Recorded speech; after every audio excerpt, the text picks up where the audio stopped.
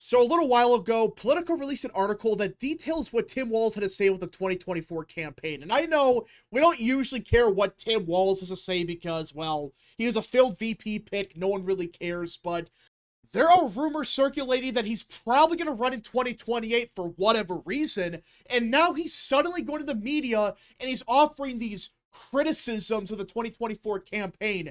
And I read part of this article and I am shocked that this is real because these criticisms of this campaign demonstrate just how out of touch these people are. Like, it is so insane that these people, they get crushed in 2024 and they learn nothing. So let's get into it.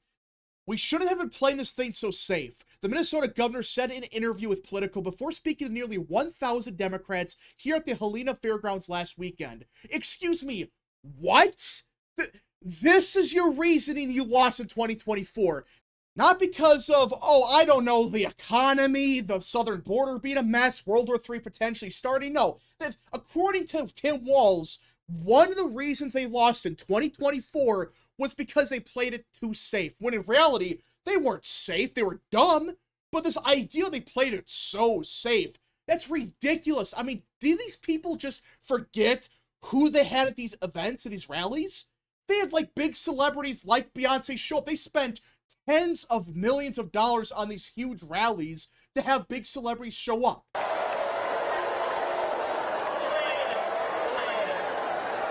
That's what they banked on. But now it's they played it too safe. Yeah, you might have avoided some town halls, which might have cost you a little bit of support. But no, your campaign was just bad. It wasn't safe. It was just your campaign was filled with idiots. You focused on stuff that doesn't matter, and you had celebrities show up to every single rally. That doesn't sound like your campaign was being safe. No, it sounds like your campaign was just being dumb.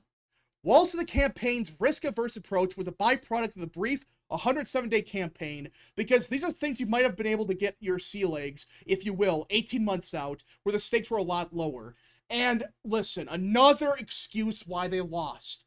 Guys, this idea that if Harris ran a full campaign, she would have won is BS. Guys, the only reason the popular vote was as close as it was, even though Trump won it, is because the media for weeks, every single day, propped up Harris. Did everyone forget about this? Harris, before she ran, had like a negative 30 approval or something like that. It was bad. But the millisecond she ran, the media propped her up and her favorabilities magically skyrocketed. That's what happened. This idea that, oh, if she would have ran a full campaign, she would have won is not true. I would argue if she ran a full campaign, for starters, she would have never made it past the primary. Remember 2020? She was the front runner to win 2020, and yeah, Tulsi Gabbard ended that quickly. But the point is, people don't like Harris. People bought into the hype for a little bit, and then towards the end of the campaign, people began to realize, oh, wait a minute, this is why we hated Harris. She's unlikable, she's a liar, she has no clue what she's talking about, and you could see it in the RCP polling average. Before she ran, it was like negative 20, then in a month it was plus 3, and then towards the end, it went back to negative again. That's what happened. Guys, if she ran a full campaign, people would have hated her even more. The more she spoke, same thing with Walz, the less people liked these two because they're just unlikable. Oh, you guys are at the wrong rally. These two are just very unlikable candidates that Democrats thought, oh, if we prop them up, they're going to magically win. In his assessment, I think we probably should have just rolled the dice and done the town halls. Where voters may say you're full of shit, I don't believe in you, Walz continued. I think there could have been more of that. And listen, it is entirely possible that, yeah, them not doing the town halls hurt them. And them doing the fake town halls with Oprah, which they asked like 2 or 3 questions and left, and they're all scripted, yeah, that probably made Harris seem like a fake because guess what? She was a fake. But at the same time, does anyone really think doing these town halls would have made up a 2-point gap in the popular vote? Yeah, it might have made it a little bit closer, but at the same time, if you did an unscripted town hall, I'm talking about unscripted, not the BS they did with like Oprah. I'm talking about a 100% real town hall. I would argue it would have been an even bigger disaster. I mean, Harris can barely answer a question when she gets the answers or questions beforehand. What do you think's gonna happen if she has to answer an actual question? Remember what happened on Fox News with Bret Baier? Yeah, she can't answer a single question. She has no clue what she's talking about. I'm sure that would have gone swell with the average voter. That's the problem here. Yeah, her doing the fake town halls with Oprah was BS and everyone saw right through it, but you could argue that actually probably helped her because it was such a fake town hall or town halls that she was able to get the questions beforehand more than likely, and or the questions were not just gimmies. There were actual questions that she had to answer properly. Can you imagine her doing an actual town hall where she has to answer a legitimate question? She would fall apart. She could barely answer questions. Hell, she could barely read off a teleprompter. Do you think she's going to be able to answer a question about, hey, how are you going to deal with the issue of immigration or inflation? She would melt. We as a party are more cautious and engage in the media, both mainstream and non-traditional. Walz said. What? I'm honestly confused. What the hell is Walz talking about? You're more cautious? No, you're not. Again, this same campaign had fake town halls, fake interviews set up throughout the entire campaign. That's a fact. And they got every single celebrity endorsement they could possibly get. What are you talking about? You're more cautious. No, you just don't care. Your campaign's incompetent. You're not cautious. That's just your campaign scripting every little detail.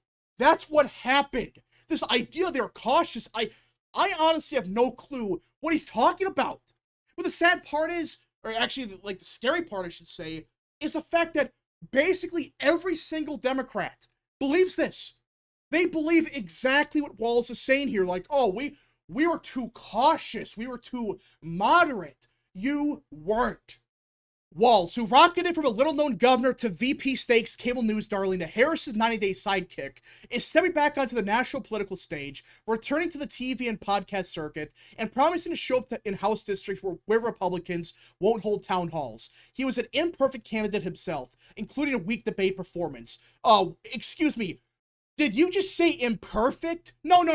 Tim Walz was one of the worst VP picks in modern history by far. I mean, yeah, there's been some real bad ones, but holy crap, Tim Walz was a complete disaster. Yeah, the debate performance was bad. I mean, he said some very interesting things on the debate stage, but even then, he was a bad VP pick from the start. He was underutilized, said one former senior Harris.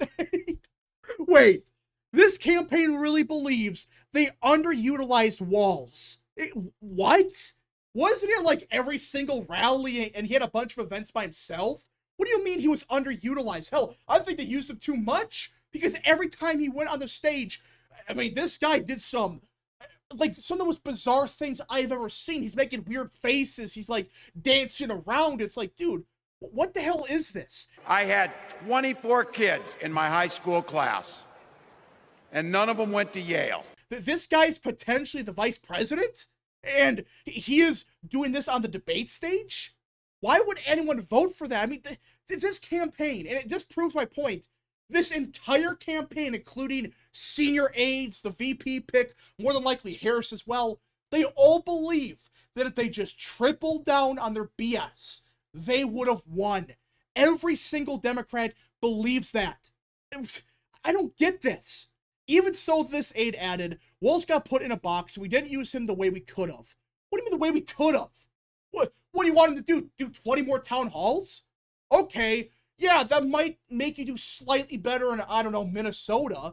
But at the same time, he's going to do even more bizarre stuff in these town halls. He's either going to dance, he's going to make a weird face. It's like, you guys used him way too much. Not just, oh yeah, we used him too little. No, you used him way too much. I just don't get what this campaign was thinking. Minnesota Attorney General Keith Ellison said he wished they would have put him out there more because the world seemed to want more Tim Walz. And there were times when I wish they could have gotten more Walz. Are you freaking serious? So the entire Democrat Party believes this. Every single Democrat really believes they have to triple down and they're gonna win. I'm just shocked. I shouldn't be, because this is the Democrat Party of 2025, but it's like, you're telling me you lost because you didn't do town halls, because you didn't use Tim Walz enough? No. You lost because your campaign sucked. You lost because you ran on issues that no one cared about. The economy stunk. The southern border was a mess. But these people, they're so delusional. They're so out of touch with reality. They really believe this. Oh, we could have won if the world got to see more of Tim Walz. No. You wouldn't have. You would have done even worse. Same for the town halls, by the way. If they would have done town halls with Harris, it would have been an even bigger disaster. But the Democrat Party of 2025, they have clearly learned nothing. They have learned absolutely nothing. And they still think that they are popular. They still think if they triple down, we're going to win in 2026 and 28. No. If you triple down on the same strategy, you're going to do even worse. You're going to get absolutely crushed. This party needed a real rebrand. And right now, they're not rebranding anything. And yeah, they might be making some adjustments here and there, but more like they're tripling down. More like, oh yeah, if we become even more radical, this time it'll work. I'm just really shocked at the Democrat Party, because I really thought at the bare minimum they would have realized, okay, running someone like Harrison Walz, that's a disaster waiting to happen. We're never going to do that again. At the bare minimum, learn that. But the way this is sounding, they really think if they could run Harris or even Walz in 2028, and that's going to magically fix their problems. No, you would do even worse. You would get absolutely crushed. But this party, I'm just shocked. This party is just insane. And I don't know what Democrats do. If this is what they really think, they're not going to win 2028. I'm already saying that right now. If this party really thinks, if they bank on Tim Walz or Harris or whatever and triple down, and they're going to magically win, this party has no hope for 2028 and possibly even 2032. This party is looking dead for the next decade. I'm not saying to guarantee this party's never going to win again, but at this current rate they're going, I don't think they want to win 2028. I don't think they want to win 2032. They really think they're going to triple down and win. No. You have to rebrand the party. You have to change. You have to moderate on certain issues. You're not going to win running on the same crap you've been running on for 10 years. Just change already. But these people, they're so deranged that I don't think they can accept change. I don't think they can really accept reality that, yeah, our policies are unpopular. There's a reason Trump won in 2016, won in 2024 by a lot, and more than likely, his successor, Vance, is probably going to win 2028 and 2032 by even wider margins. But we're going to see what Democrats do in the next couple of years. I mean, theoretically, they should change. Theoretically, when you get crushed that badly to someone like Trump, you have to change the party. But they're not going to, I don't think. I don't think this party really understands how screwed they are. They really think they're going to win in 2028 because they tripled down. It didn't work in 2024, and it's definitely not going to work in 2028. But again, a lot could change. Maybe Republicans, they collapse, and Democrats, they wake up and they moderate on certain issues like the transgender stuff or something. But right now, this party looks dead on arrival for 2028. Anyways, folks, thank you so much for watching. If you guys did enjoy, smash the like button down below, subscribe, share with your friends, and of course, join the channel today. Godspeed to all of you.